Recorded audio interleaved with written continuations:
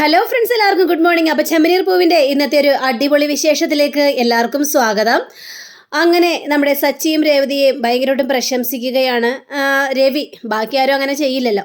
അപ്പോൾ രവി പറയണം, മക്കളെ നിങ്ങൾ തന്നെയാണ് നല്ല കപ്പിൾസ്, അതുകൊണ്ടാണല്ലോ നിങ്ങൾക്ക് വിൻ ചെയ്യാനായിട്ട് സാധിച്ചത് എന്ന് പറഞ്ഞു കഴിഞ്ഞപ്പോഴേക്കും സുധിയാണെങ്കിൽ പിന്നെ നല്ല കപ്പിൾസ്, 1,00,000 രൂപയല്ലേ കിട്ടിയുള്ളൂ, ഇവരൊക്കെ പറച്ചിൽ കാണുമ്പോൾ 1,00,00,000 രൂപ കിട്ടിയതുപോലെയാണല്ലോ. എടാ, നീ അധ്വാനിച്ചാണോടോ പൈസ ഉണ്ടാക്കിയത്, പിന്നെ എന്തിനാണ് നീ ഇങ്ങനെ വീമ്പ് പറയുന്നത് എന്നിങ്ങനെ ചന്ദ്രയും പറയാ. ഇത് കേട്ട് കഴിഞ്ഞപ്പോഴേക്കും ചന്ദ്രേ, നീ എന്താ ഇങ്ങനെ സംസാരിക്കുന്നത്? അല്ല, ഇപ്പൊ നിന്റെ സുധിമോഹനാണ് വിജയിച്ചു വന്നിരുന്നെങ്കിൽ ഇങ്ങനെ നീ പറയില്ലല്ലോ. സച്ചിയും രേവതിയും വിജയിച്ചപ്പോ നിനക്ക് പുച്ഛം അല്ലേ? അവര് വിജയിച്ചതിലും നല്ല കാര്യം തന്നെയുണ്ട്. നല്ല പെർഫോമൻസ് അവിടെ കാഴ്ചവെച്ചത് കൊണ്ടാണല്ലോ അവരും വിജയിച്ചത്. അങ്ങനെ പറയാ. ഏതായാലും നല്ല കാര്യം മക്കളെ, എനിക്ക് ഒരുപാട് സന്തോഷമായി. എനിക്കറിയാം നിങ്ങളാണ് നല്ല കപ്പിൾസ് എന്ന്. ഇത് കേട്ട് കഴിഞ്ഞപ്പോഴേക്കും അച്ഛാ, അവിടെ വേറെ ചില കാര്യങ്ങളൊക്കെ പറഞ്ഞു അച്ഛാ. വേറെ ചില കാര്യങ്ങൾ? രേവതി, എന്താ രേവതി അത്? അതൊന്ന് പറഞ്ഞ് മനസ്സിലാക്കി കൊടുത്തേ. സച്ചിയേട്ടാ, അത് പിന്നെ അതിവിടെ പറയണോ സച്ചിയേട്ടാ? പറയണം രേവതി, നീ പറ രേവതി. അപ്പോഴേക്കും രവി ആണെങ്കിൽ പറ മോളെ, എന്താ അവിടെ വേറെ പറഞ്ഞത്? അതെ, അവര് ജഡ്ജിമാരിങ്ങനെ പറഞ്ഞു, ഞങ്ങൾ കുറേ ഭാര്യയും ഭർത്താക്കന്മാരെയൊക്കെ ഗവേഷണം നടത്തിയിട്ടുണ്ട്. അവരുടെ ഇടയിൽ വഴക്കുള്ള ദമ്പതിമാരാണ് ഏറ്റവും നല്ല കപ്പിൾസ്. അവരുടെ ഇടയിൽ സ്നേഹമുണ്ട്. പക്ഷേ വഴക്കിടാത്ത ദമ്പതിമാരാണെങ്കിൽ അവരുടെ ഇടയിൽ എന്തെങ്കിലും രഹസ്യങ്ങൾ ഉണ്ടാകും. ഭാര്യയോ ഭർത്താവോ എന്തെങ്കിലും രഹസ്യങ്ങൾ ഒളിപ്പിച്ചിട്ടായിരിക്കും അവർ വഴക്കിടാത്തത്. അതുകൊണ്ട് പേടിച്ചിട്ടാണ് എന്നൊക്കെയാണ് ജഡ്ജികൾ പറഞ്ഞത് എന്നിങ്ങനെ സംസാരിച്ചു കഴിഞ്ഞപ്പോഴേക്കും ഇവര് ശ്രുതിയും ഒക്കെ ആകെ പേടിച്ച് നിൽക്കുകയാണ്. അപ്പോൾ ചന്ദ്രയ്ക്ക് എന്തൊരു ഡൗട്ട്, അങ്ങനെയാണോ പറഞ്ഞത് എന്ന് രവി ചോദിക്കുകയാണ്. അതേ അച്ഛാ, അങ്ങനെ തന്നെയാണ് പറഞ്ഞത്. ശരിക്കും പറഞ്ഞു കഴിഞ്ഞാൽ അടികൂടുന്നവരുടെ ഇടയിലാണ് ഏറ്റവും കൂടുതൽ സ്നേഹമെന്നാ പറയപ്പെടുന്നതെന്ന്. അപ്പോൾ ഇവർ തമ്മിൽ അടികൂടണമെന്നില്ലല്ലോ. ഇത് കേട്ട ശ്രുതിയാണെങ്കിൽ പിന്നെ അതൊക്കെ അവർക്ക് വിവരമില്ലാത്തത് കൊണ്ട് പറയുന്നതാ. ഞങ്ങൾ തമ്മിൽ അടി കൂടാറില്ല, ഞങ്ങൾ തമ്മിൽ നല്ല സ്നേഹമാണ്. ഇവരല്ലേ എപ്പോഴും വഴക്കിട്ട് നടക്കുന്നത്, ഇവർ തമ്മിൽ വല്ല സ്നേഹമുണ്ടോ എന്നൊക്കെ ചോദിക്കുമ്പോൾ, അതുകൊണ്ടാണല്ലോ അവരെ ബെസ്റ്റ് കപ്പിളായിട്ട് തിരഞ്ഞെടുത്തത്. പിന്നെ എന്താടാ ഇങ്ങനെയൊക്കെ കിടന്ന് പറയുന്നത് എന്ന് ചോദിക്കുമ്പോൾ നമ്മുടെ ശ്രുതിക്ക് ആകെ അരിശം വരികയാണ്. ശ്രുതിയാണെങ്കിൽ അവിടെ നിന്ന് നേരെ പോവണം. അയ്യോ, പൗഡർ എടുത്തി പോകല്ലേ. അയ്യോടാ, പൗഡർ എടുത്തിക്ക് അപ്പോഴേക്കും ദേഷ്യം വന്നു. കണ്ടില്ലേ ഓടിപ്പോയത് എന്ന് പറയാം. അപ്പോൾ ചന്ദ്രയ്ക്കാണെങ്കിൽ ഇതിൽ വളരെയേറെ ഡൗട്ടും തോന്നുകയാണ്. അപ്പോൾ നമ്മുടെ രവിയാണെങ്കിൽ എന്താടെ കേൾക്കുന്നത്, ഇതൊക്കെ സത്യമാണോ?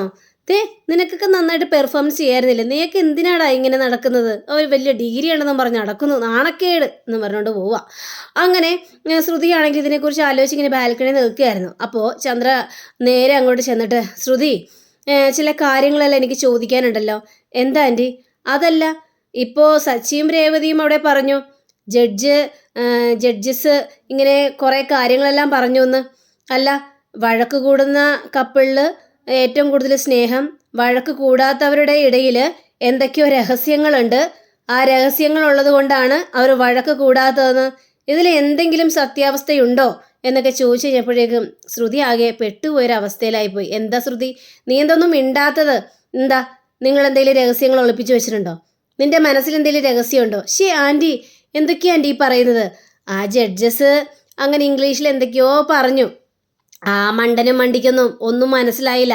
അതുകൊണ്ട് അവരിവിടെ വന്ന് എന്തൊക്കെയോ പറയുന്നു. അത് വിട്ടേരാ ആൻറ്റി, എനിക്കിപ്പോൾ സംസാരിക്കാനൊന്നും ടൈമില്ല. ഞാൻ ഭയങ്കര ടയേർഡാണ്, ഞാനൊന്ന് വിശ്രമിച്ചോട്ടെ എന്നും പറഞ്ഞുകൊണ്ട് ശ്രുതി ഓരോ കാര്യങ്ങളും പറഞ്ഞുകൊണ്ട് അവിടെ നിന്ന് എസ്കേപ്പ് ആവുകയാണ്. ചന്ദ്രയ്ക്ക് അപ്പോഴും ഒരു ഡൗട്ട് തോന്നുക. അങ്ങനെ എന്ത് ചെയ്യണമെന്ന് അറിയാൻ പാടില്ലാത്തൊരവസ്ഥ. അങ്ങനെ പിന്നീട് നമ്മുടെ രവിയെ കാണിക്കുകയാണ്.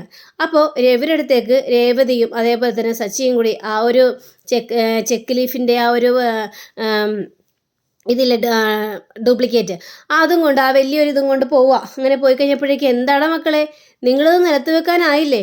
ഇതും കൊണ്ട് ഇങ്ങനെ പൊക്കി പിടിച്ചുകൊണ്ട് നടക്കുന്നത് എന്തിനാണ് എന്ന് ഞാൻ ചോദിച്ചപ്പോഴേക്കും, അച്ഛാ, ഇത് നമ്മുടെ വീടിൻ്റെ ഫ്രണ്ടിൽ അങ്ങോട്ട് വെച്ചാലോ അച്ഛാ എന്ന് സച്ചി ചോദിക്കാം. അത് ശരി, ഫ്രണ്ടിൽ വെക്കാനോ, കൊള്ളാം.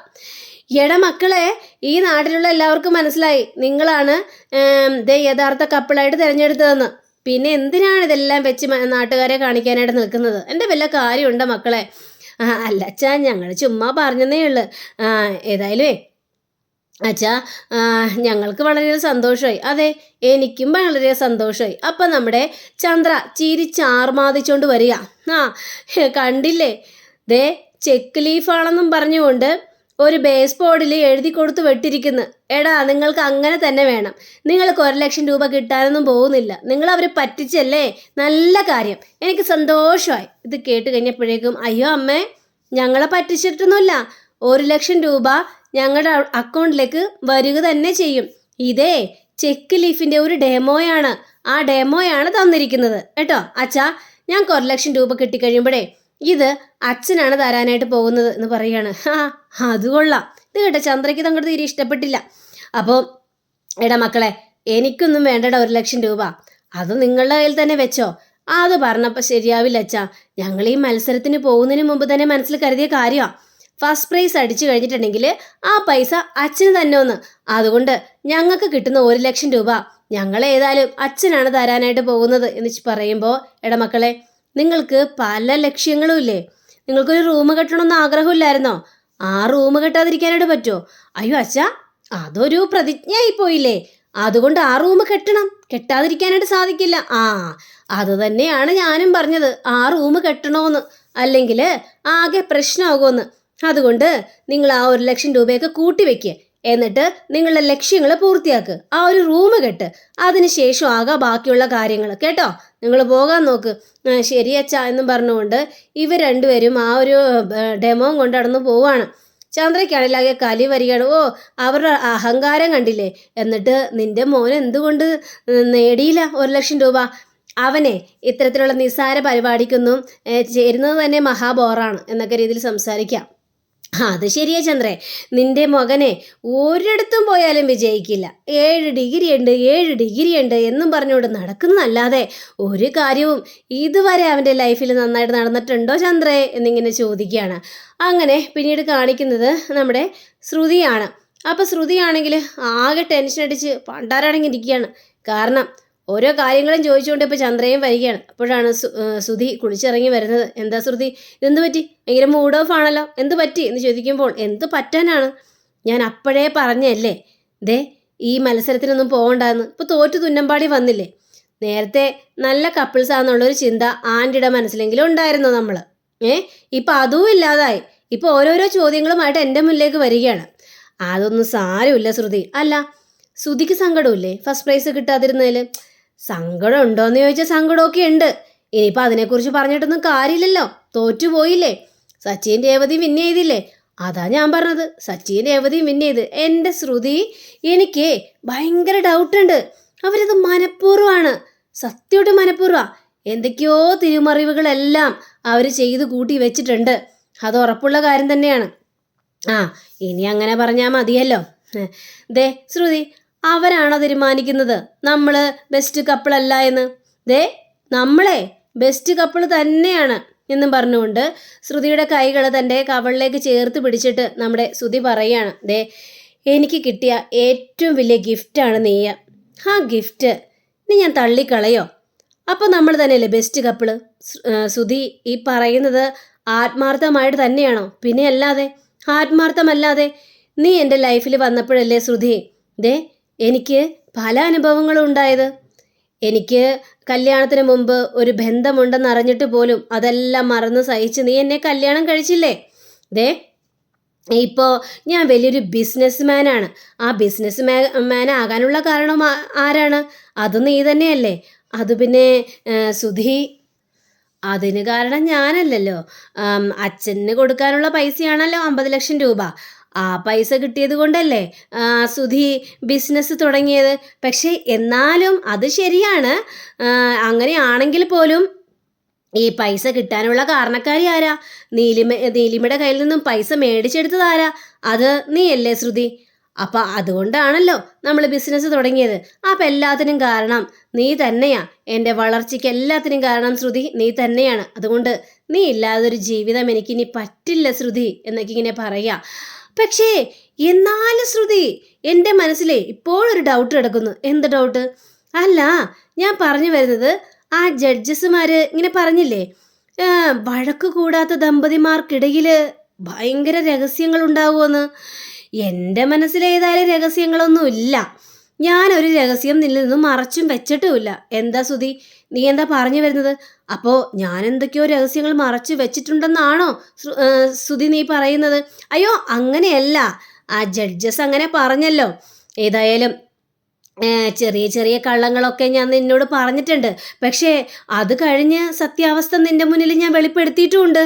അപ്പോൾ അങ്ങനെയൊക്കെ ഉണ്ടല്ലോ. പക്ഷേ ഇതുവരെയായിട്ടും നീ എന്നോടൊരു കള്ളം പോലും പറഞ്ഞിട്ടില്ല ശ്രുതി. അതെനിക്ക് അറിയാവുന്ന കാര്യമാണ്. മനസ്സുകൊണ്ട് പോലും നീ എന്നെ വഞ്ചിച്ചിട്ടില്ല. എനിക്ക് അത് മനസ്സിലാക്കാനായിട്ട് കഴിയും. നീ എൻ്റെ നല്ലൊരു ഭാര്യയാണ്, നീ എനിക്ക് കിട്ടിയ പുണ്യമാണ്, സമ്മാനമാണ് എന്നൊക്കെ പറഞ്ഞുകൊണ്ട് ശ്രുതിയെ വല്ലാതെ അങ്ങോട്ട് പുകഴ്ത്തുകയാണ് സുധി. അങ്ങനെ സുധി നേരെ ശ്രുതിയുടെ മടിയിലോട്ട് അങ്ങോട്ട് കിടക്കുക. പക്ഷേ ശ്രുതിയുടെ ആ ഒരു ആത്മാർത്ഥ സ്നേഹം കണ്ടു കഴിഞ്ഞപ്പോഴേക്കും ശ്രുതിക്ക് എന്ത് ചെയ്യണം എന്ത് പറയണമെന്ന് അറിയാൻ പാടുള്ളൊരവസ്ഥയിൽ ഇങ്ങനെ തല പുകഞ്ഞൊരവസ്ഥയിൽ ഇങ്ങനെ നിൽക്കുകയാണ്. ദൈവമേ, എന്തൊക്കെയായിരിക്കും ഇനി സംഭവിക്കാനായിട്ട് പോകുന്നതെന്ന് ആലോചിച്ചിട്ട് ഒരു എത്തും പിടിയും കിട്ടുന്നില്ല. അങ്ങനെ പിന്നീട് കാണിക്കുന്നത് നമ്മുടെ വർഷയെയും അതേപോലെ തന്നെ ശ്രീകാന്തിനെ. അപ്പോൾ വർഷയാണെങ്കിൽ മോന്തെ വിറിപ്പിച്ചുകൊണ്ടിരിക്കുകയാണ്. നമുക്ക് പോകണ്ടായിരുന്നു. എന്ത് പോകണ്ടായിരുന്നു? നീ എന്തിങ്ങനെ മോന്തെ വിറിപ്പിച്ചുകൊണ്ടിരിക്കുന്നത് എന്ന് ചോദിക്കാം. അതല്ല, നമുക്ക് മത്സരിക്കാനായിട്ട് പോകണ്ടായിരുന്നു. നമുക്ക് സമ്മാനം അടിച്ചില്ലല്ലോ. ഓ, സമ്മാനം അടിക്കാത്തതിൻ്റെ പേരിലാണോ? എന്താ, നിനക്ക് എന്തെങ്കിലും പ്രശ്നമുണ്ടോ? അല്ല, സച്ചേട്ടന് രേവതിയെ കിട്ടിയല്ലോ. അതെന്താണെന്നറിയാമോ കിട്ടിയത്? നമ്മളാണെങ്കിൽ ചുമ്മാ ഇത് ചെയ്ത് ഓരോ കാര്യങ്ങളും പറയുന്നു. അവർ രണ്ടുപേരും ഒത്തൊരുമയോടെ നിന്നു. അതുകൊണ്ടാണ് അവർക്ക് കറക്റ്റ് ഉത്തരങ്ങൾ പറയാനായിട്ട് സാധിച്ചത്. ഓഹോ, അപ്പം നമ്മുടെ ഇടയിൽ ഒത്തൊരുമില്ലെന്നാണോ പറയുന്നത്? അത് പിന്നെ അതെയല്ലോ, എന്നോട് ചോദിക്കാതെ ഓരോ കാര്യങ്ങളെല്ലാം അവരോട് പോയി പറഞ്ഞിട്ടല്ലേ അത്. അപ്പം സച്ചിയേട്ടനും രേവതിയേട്ടത്തിയൊന്നും അവർ അങ്ങോട്ടും ഇങ്ങോട്ടും ചോദിച്ചിട്ടില്ലല്ലോ. അവരാണെന്നല്ല ബെസ്റ്റ് കപ്പിളായിട്ടുണ്ടെങ്കിൽ അങ്ങോട്ടും ഇങ്ങോട്ടൊന്നും ഒരു കാര്യം ചോദിക്കേണ്ട ആവശ്യമില്ലോ. ഓഹോ, അപ്പം ശ്രീകാന്ത് എന്താ പറഞ്ഞു വരുന്നത് എനിക്ക് മനസ്സിലായി. അപ്പം നമ്മൾ രണ്ടുപേരും ബെസ്റ്റ് കപ്പിളല്ല, നമ്മൾ രണ്ടുപേരുടെ മനസ്സൊന്നല്ല എന്നൊക്കെയല്ലേ ശ്രീകാന്ത് പറഞ്ഞു വരുന്നത്. എനിക്ക് മനസ്സിലായി ശ്രീകാന്തേ. അയ്യോ, നീ എന്തിനിപ്പം വളഞ്ഞിരിഞ്ഞ് പറയുന്നത്? ശ്രീകാന്ത് അല്ലേ അവിടെ പറഞ്ഞത്, എനിക്ക് 3-4 കുഞ്ഞുങ്ങളെ വേണം, അത് ഇവള് പ്രസവിച്ച് തരുമെന്നൊക്കെ. ഞാൻ 4 കുഞ്ഞുങ്ങളൊന്നും പറഞ്ഞില്ലേ. ശ്രീകാന്തേ, ചുമ്മാ അതും പറഞ്ഞുകൊണ്ട് വിഷയം മാറ്റാനായിട്ട് നിൽക്കണ്ട ശ്രീകാന്തേ. ശ്രീകാന്ത് എന്തിനാ എന്നോട് ചോദിക്കാതെ പറഞ്ഞത്? ഞാൻ നേരത്തെ ശ്രീകാന്തിനോട് പറഞ്ഞല്ലേ എനിക്ക് പ്രസവിക്കാനായിട്ടൊന്നും കഴിയില്ല, നമുക്ക് ഒരു വാടക ഗർഭം എടുത്തിട്ട് കുഞ്ഞിനെ മതിയെന്ന്. അങ്ങനെയൊക്കെ ഞാൻ പറഞ്ഞല്ലേ. എന്നിട്ട് ശ്രീകാന്ത് എന്തിനാ അവരുടെ മുന്നിൽ അങ്ങനെയൊക്കെ സംസാരിച്ചത്? അയ്യോ, അത് വിട്ടേര്, അത് അപ്പോഴത്തന്നെ കഴിഞ്ഞല്ലോ. അത് ചുമ്മാ ഒരു പുറംപോളേഷന് പറഞ്ഞല്ലേ. അതുകൊണ്ട് എന്തുണ്ടായി? അവിടെ ചെറിയൊരു വഴക്കുണ്ടായില്ലേ. അതുകൊണ്ടല്ലേ ഇങ്ങനെയല്ലേ സംഭവിച്ചത്. എനിക്ക് ഏതായാലും പ്രസവിക്കാൻ പറ്റില്ലെന്ന് ഞാൻ പറഞ്ഞല്ലേ. അത് നിനക്ക് പ്രസവിച്ചാൽ അതെന്താ ഞാൻ പറഞ്ഞ കേക്കില്ലേ? ഓഹോ, ഇപ്പം അങ്ങനെ ആയല്ലേ. നിങ്ങൾക്കൊക്കെ ഒരു വിചാരമുണ്ട്, പെണ്ണുങ്ങളെ കല്യാണം കഴിച്ച് കെട്ടിക്കൊണ്ട് വരുന്നത് ഒരു മക്കളെ പ്രസവിക്കാനുള്ള കടമയുണ്ടെന്നും അതിനെ പോറ്റി വളർത്തണമെന്നും അങ്ങനെയൊക്കെയല്ലേ നിങ്ങളുടെ മനസ്സിലിരിപ്പ്. പക്ഷേ അതൊന്നും നടക്കാനായിട്ട് പോകുന്നില്ല. ശരി, നിനക്ക് പ്രസവിക്കാൻ വേണ്ടെങ്കിൽ വേണ്ട, നിനക്ക് കുഞ്ഞിനെ വേണ്ടെങ്കിൽ വേണ്ട. ഇത് കേട്ട് കഴിഞ്ഞപ്പോഴേക്കും വർഷമാണെങ്കിൽ ആര് പറഞ്ഞു എനിക്ക് കുഞ്ഞുങ്ങളെ വേണ്ട എന്ന്?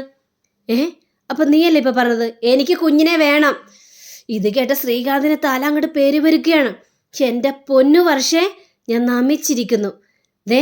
എനിക്കിനി നിന്നോട് തർക്കിക്കാനായിട്ട് വയ്യ എന്നും പറഞ്ഞ് നമ്മുടെ ശ്രീകാന്ത് അവിടെ നിന്ന് പോവാണ്. വർഷയാണെങ്കിൽ ഭയങ്കര വൈരാഗ്യത്തോടും വാശിയോടും കൂടി തന്നെ ഇങ്ങനെ നോക്കി നിൽക്കുകയാണ്. അപ്പോൾ അങ്ങനെയും കാണിച്ചുകൊണ്ടാണ് നമ്മുടെ ഇന്നത്തെ റിവ്യൂ ഇവിടെ അവസാനിച്ചിരിക്കുന്നത്. അടുത്ത റിവ്യൂവിനായി കാത്തിരിക്കുക, സബ്സ്ക്രൈബ് ചെയ്യുക. എല്ലാവർക്കും നല്ലൊരു ദിനം ആശംസിച്ചുകൊണ്ട് തന്നെ നന്ദി, നമസ്കാരം, താങ്ക് യു, ബൈ.